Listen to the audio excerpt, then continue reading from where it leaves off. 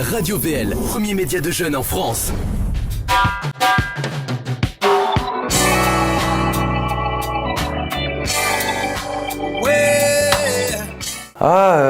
Comment je le décrirais ?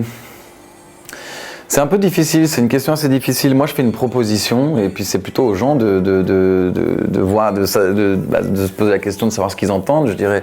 Mais moi, je fais ma culture musicale. Comment j'ai appris à faire de la musique, c'est grâce au reggae, grâce au son de système. Après, ma culture musicale, elle a évolué avec le temps. J'ai rencontré la soul music que j'ai beaucoup aimé. Et puis, j'aime la langue française aussi. Donc, c'est un peu un mélange de tout ça. C'est à la fois un plaisir d'écrire des mots en français, avec une culture mélodique jamaïcaine, et voilà, je dirais que c'est à peu près ça. Que tu puisses dire les noms de tous les artistes. Je pense qu'il y a du monde et qu'il y a à la fois un public, à la fois des acteurs nouveaux qui arrivent tout le temps, il est très vivant, mais par contre qu'il a du mal à se faire entendre. Et donc c'est pour ça que je vous remercie encore de m'inviter. On voit jamais sa tête dans les vidéos. Et c'est mon kiff, c'est mon taf sur le beat. J'écoute pas mal de choses, des styles vraiment très différents. Je suis pas du tout fermé et c'est pas tellement que je vais écouter un style et pas un autre. C'est plutôt que je vais être sensible à une chanson plus qu'à une autre, à une grille d'accords, à une voix, à des mots. Les noms de tous les artistes. C'est toi aussi tu l'aimes, je t'emmène. Ma plus belle rencontre dans ma carrière, c'est ma rencontre avec la Jamaïque. C'est Pierre-Paul Jacques qui m'a emmené là-bas en 2000 et qui m'a emmené en studio avec lui, et il travaillait à Tuff Gong. Et donc j'ai rencontré plein de gens, notamment Clive Hunt, qui est un réalisateur jamaïcain qui a enregistré et composé des titres comme Money in My Pocket de Dennis Brown. Et c'est plutôt une rencontre avec ce pays et cette culture que je voyais de loin, tu vois, et que je fantasmais beaucoup. Et je me suis rendu compte à quel point reggae et Jamaïque, en fait, c'était qu'un seul mot, et à quel point le reggae était puissant là-bas. À tous d'en travailler. Il y a encore du boulot, mais il faut qu'il existe. J'en ai eu beaucoup, que j'ai beaucoup aimé. Je dirais l'Olympiade, ainsi soit-il, en novembre 2013, où il y avait vraiment, c'était complet, et la salle était pleine, et il y avait vraiment une énergie et une force impressionnante. À tous ceux qui précèdent, dis merci pour leur aide. Sans ancien, pas de relève, même si la pente est raide, les médias. Une nouvelle façon aussi un peu de chanter, parce qu'on s'améliore de disque en disque, enfin moi je m'améliore de disque en disque. J'ai participé avec des musiciens en studio, là il n'y a aucune programmation, il n'y a rien qui est fait à l'ordinateur. Donc il y a un nouveau souffle. J'ai aussi appelé des gens pour essayer de partager l'écriture un peu, pour rafraîchir mon écriture et pas tout le temps faire la même chose. Donc voilà, je dirais qu'il y a un nouveau souffle. Bien plus que l'arrivée, ce qui compte c'est le parcours. J'en rencontre un peu plus, c'est ça tous les jours. Il faut qu'on bat. Évidemment, justement ce côté live, c'est-à-dire de jouer avec les musiciens, un peu organique, quelque chose entre guillemets qu'on pourrait appeler de la vraie musique, hein, c'est pas pour dire que le reste c'est faux, mais voilà, revenir à quelque chose d'un peu plus roots. Et puis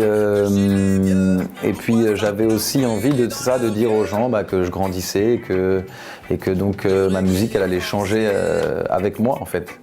Et donc j'espère que cet album est un peu plus profond que les autres. Sur le disque d'avant, j'avais vraiment privilégié la musique et la mélodie. Je voulais vraiment que juste cette combinaison soit suffisante en elle-même pour faire voyager. Là, j'avais envie que l'écriture aussi soit au centre de mon projet. Pas que je l'avais abandonné dans l'autre, mais je l'avais mis un peu au second plan. Il y a beaucoup de thèmes, le message général, qui est un peu résumé dans le titre, voilà, c'est reggae français. En fait, ce sont deux mots qui, a priori, ne vont pas ensemble. Puisque le reggae, quand on va en Jamaïque, on comprend à quel point reggae et Jamaïque ne font qu'un seul mot. Et quand on vit en France, on voit bien que le reggae n'est pas dans la culture quotidienne de tous les jours des gens. Les gens sont... c'est ça, c'est pour dire que la culture aussi c'est un pont entre les différentes cultures, c'est aussi un pont entre les différentes origines, et j'ai l'impression qu'en ce moment il y a des forces qui nous poussent à nous recroqueviller sur ce que eux considèrent être nos identités, c'est-à-dire notre couleur de peau, là où on est né, la façon dont on prie, la façon dont on mange, alors que pour moi en fait ce sont pas des choses qui nous définissent, et surtout pas des choses qui nous arrêtent, quoi, qui nous déterminent finalement. Je pense que oui, nos paroles, nos actes, notre façon d'envisager l'autre, là c'est beaucoup plus révélateur de ce qu'on est que notre façon de manger ou la couleur de notre peau. Et puis si on devait séparer les gens vraiment là-dessus, on n'en aurait pas fini de se séparer. Il faudrait mettre les gens de moins d'1m60 ensemble, ceux qui ont les cheveux raides, ceux qui les ont plus frisés, ceux qui ont les yeux clairs, ceux qui les ont foncés, les femmes d'un côté, les hommes d'un autre, les vieux, les petits, les gros, les maigres. On n'en aurait plus fini de se séparer. Effectivement, nous sommes différents les uns des autres, mais nous sommes différents tous les uns des autres. On n'est pas plus semblables parce qu'on est blanc ou parce qu'on est noir. Donc j'ai l'impression que, je ne sais pas pourquoi je vois en ce moment, bon je vais parler d'elle, mais de Nadine Morano qui vient faire ses grandes sorties, et de beaucoup de ces hommes et femmes politiques qui sont censés quand même avoir un niveau culturel, d'instruction, d'éducation, qui sont censés nous représenter, et qui sont censés savoir des choses qui pourraient nous échapper, et qui viennent nous raconter des conneries dans des stratégies politiques. Je ne sais même pas si ces gens ils pensent vraiment ce qu'ils disent. Le problème c'est que c'est dangereux. Le problème c'est que à force de diviser les gens comme ça, on finit par se faire tirer dessus dans la rue. Et c'est pareil, ces gens-là qui disent oui, les migrants qui arrivent, oh là là, on ne peut pas tous les accepter, dis donc, ils ne veulent pas venir chez nous. Mais déjà quand même, premièrement, on est quand même tous terriens.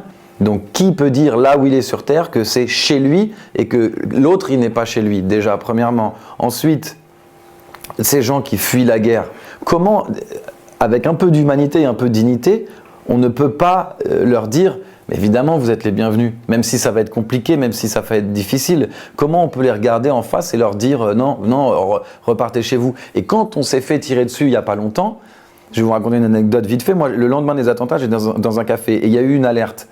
Et en gros, on nous a expliqué qu'il y avait des terroristes qui arrivaient et qu'on allait se faire canarder. Tous les gens qui étaient dans le café se sont jetés sous la table et ont fui comme ils pouvaient, comme des rats dans le truc, tu vois. Donc, je veux dire, quand on est témoin de ça, on se rend bien compte que, enfin, je veux dire, tout le monde fuit la guerre. Tout le monde fuit la mort. Donc il faut un peu à un moment donné être lucide et juste arrêter, que ce soit à des fins politiques ou alors si vraiment c'est des convictions qu'ont les gens, je me demande qui ils sont, quoi, vraiment. Ouais. Il n'y a rien de triste, il y a une force, une énergie, à trouver là-dedans, dans ces convictions, pour avancer dans la vie, et c'est pas du tout, même si c'est vrai que le climat est pas très apaisé, c'est pas grave. On peut se battre et avoir des idées et combattre pour ces idées de façon tout à fait positive, le sourire aux lèvres.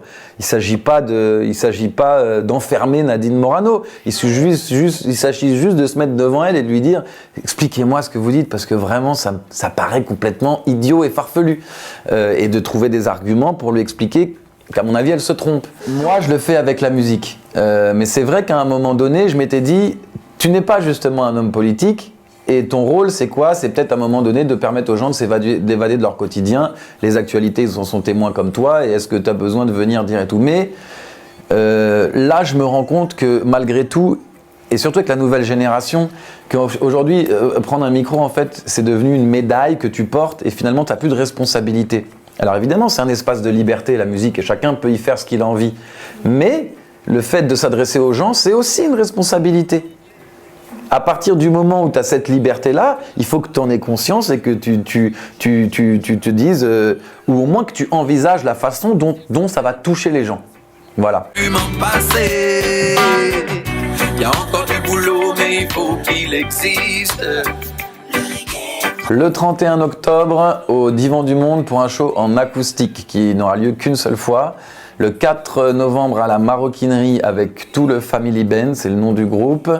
et quelques invités. Et le 11 novembre, à la Machine du Moulin Rouge en sound system, donc sur des platines, avec énormément d'invités. Pierre-Paul Jacques, Daddy Mori, Daddy Nutty, Maxwell, Junior Roy, Daddy Yod, Max Livio, Give, Scars, Kenyon, Tiwoni, Strike Addy, Fefe Typical, et j'en passe, et des meilleurs. Donc venez nombreux et nombreuses parce que ça va être quelque chose. Et le 30 mars à l'Olympia.